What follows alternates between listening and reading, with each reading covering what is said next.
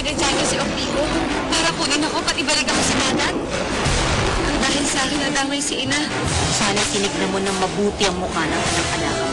Dahil yun na sana ang huling pagkakataon na wala nang hulbiyang yung mga mata. Hinalikan ka na sa lips! Nagulat nga ako kung bakit niya ako hinalikan eh. Pamilyar daw yung mga halik ko. Hindi kaya loves ka na ng Sir Fredo? Sa kwento ko dun sa nangyari kagabi, kalimutan mo na yan, ha? Bakit naman po? Hindi ko alam kung anong pumasok sa isip ko at nagawa ko sa mali. Bakit po? Dahil pangit ako? Hindi. May lumot ako sa mukha? Hindi. Dahil gago ako. Napa-approve mo na ba to sa Sunsilk Management? Yes, Don Juan. And like us, they really want this girl. Kung ganun, I'm giving you the go signal. You can start a countrywide search for this girl.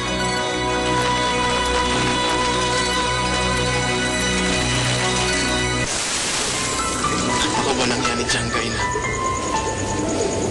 Sana ako na lang pinarusahan niya. Sana ako na lang. Mali ka, Bukanding. Kaya ko ang pagpapasakit na ibinibigay sa akin ni Jangga. Pero hindi ko kakayanin na ikaw o kaya si Jezebel na makikita kong nahihirapan. Kakausapin ko si Erebus.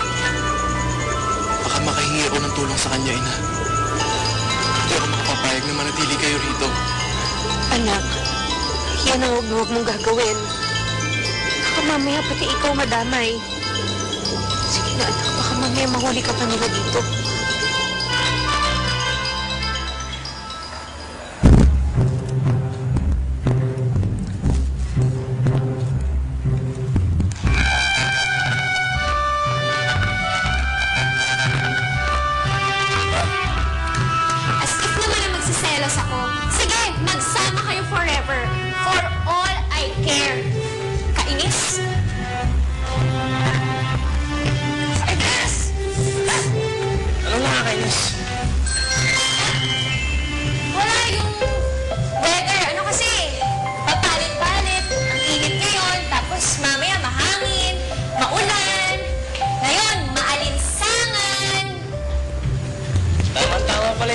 Sa'yo, kung sakaling umulan. May regalo ka sa akin? Ano? Ay, dadahilan ko kay Daddy. Ayaw ko kasing puntahan yung loob sa gildo na yun. Si Daddy, kinukulit ako eh. Pare, yung ngayon nabalita ako, may kinakabaliwang babae si Gildo. Siguro nga, mabuting kalimutan mo na nangyari sa Bel. Bakit ganun?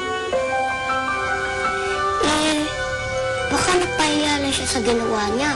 Napahiya? Inang dahil nga doon, di ako nakatulog sa mga halik niya. Sino ang malik sa'yo? Ma'am Ava? Mr. Sir, Miss Betty is on the line. Just asking if you're here daw po. Sabihin mo, wala ako. Okay. Hindi. Sabihin mo, sa meeting ako. Post-store meeting, di pwede ma-stolbo. Okay, fine. Sinagaling pa ako. Hello. Ano sabi mo? Mag-umpisal pa ako mamaya, sir. I'll pay for you. Hindi po! Nanaginip po siya! Panaginip lang po yun!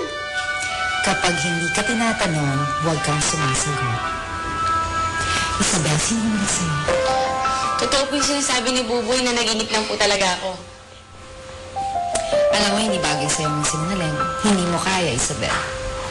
Huwag ka masyadong mag-expect, ha? Kasi, ship lang naman to. Ano nga yun?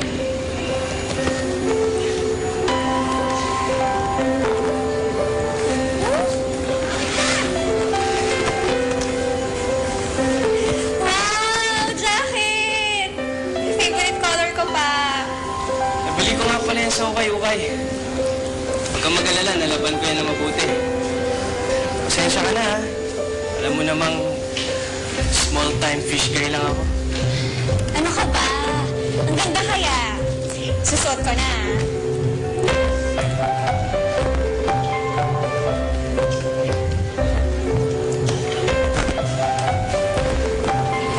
Paulo! Ang sweet-sweet mo naman. Ika nga. Thank you. Alam mo, ikaw, alam mo talaga sa akin, no? Betty? May problema ba kayo? Wala. Ayoko lang siya makita at makausap. O, hindi may problema nga kayo.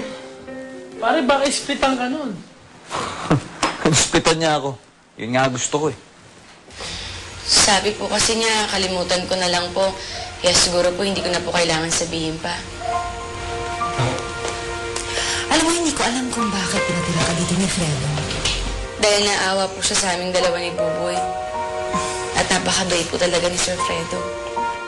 Okay lang sa'yo mawala si Betty? Pare, sayang nun. Ang ganda-ganda nun. Ang sexy-sexy.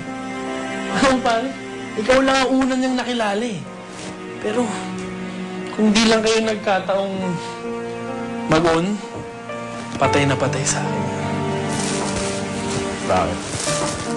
Kagandahan lang ba ang pinaka-importante din sa buhay natin? Oo naman. Si Fredo, mabait. Kain ka lang.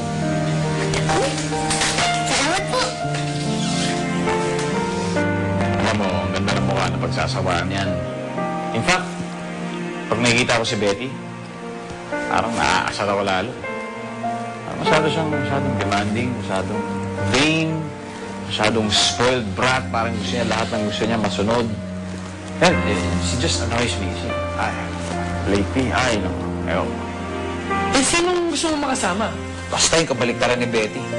Mabait. Yung walang kaartihan, hindi vain. Buboy, magdadasal muna tayo. Mababaw ang kaligayahan. Alam mo, pakitaan mo lang ng konti kabutihan, masaya na.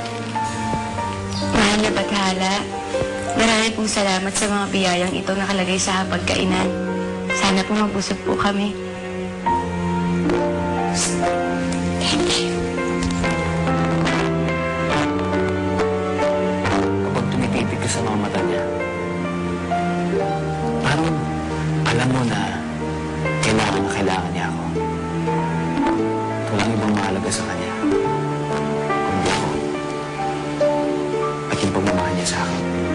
Pare, sa tunog mo, parang may tinutukoy ka ng babae ah. Sino yan, ha? Maganda ba yan? Wala. Saka sabi ko naman sa'yo, diba? Hindi naman importante ang kagandahan. Ang importante ay yung kagandahan ng kalooban. You're wrong. Ano ba pare? Sa industriya natin ito, kagandahan lang ng tao ang pinaka-importante. For people, you should know that. Sige na, anak. Iwanan mo na ako dito. Ina, makikiusap ako sa mahal na Reyna para palayain ka. Gusto mong palayain ko ang iyong ina? Sige. Patatawarin ko ang lahat ng kanyang mga kasalanan. Sa isang kondisyon. Anong kondisyon? Sabihin mo sa akin kung bakit mo binibigay ang banga na pinagtataguan ng mga alaala ni Lucia kay Jesper. Anong kinalaman ni Lucia sa anak-anakan mo?